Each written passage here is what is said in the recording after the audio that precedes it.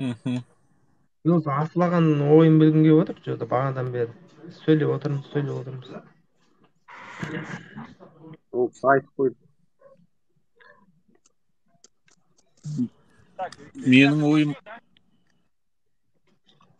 кім ол? Алло. Менің ойым сол енді Иә, тыңдап мен тұрмын. қалай ниетім ғой ниетім. Ол бәрі дұрыс болса мына Украина жеңіске жетсе екен. Мына мобилизация дұрыс айтасыздар. Мына таптап келіп жатқан адамдар.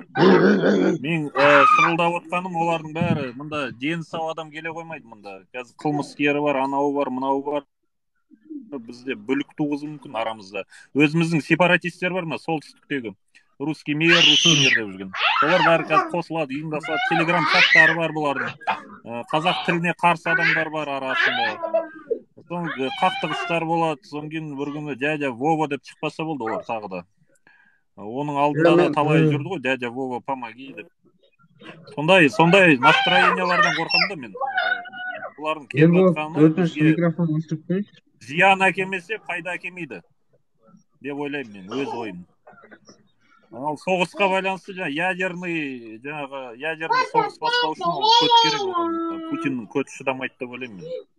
Өйткені ол ана Гордонда неше түрлі саясаткерлерді айтып жатыр ғой, ол ядерный сол кнопкаға қолы созылған кезде оның көзін құртып жібереді деп отыр ғой.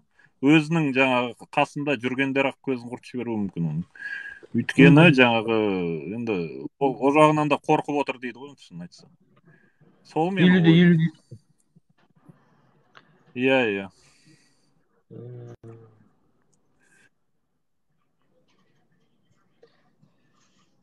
Сол бір шалдың өмірі сол соғыста өлген қаншама 50 мың әскердің жас балалардың өмірінен артық болып тұр ғой сонда, ё-моё. Бір шалдың өмірі әр жерде. Это Соның көзін құртпай ма бағасында?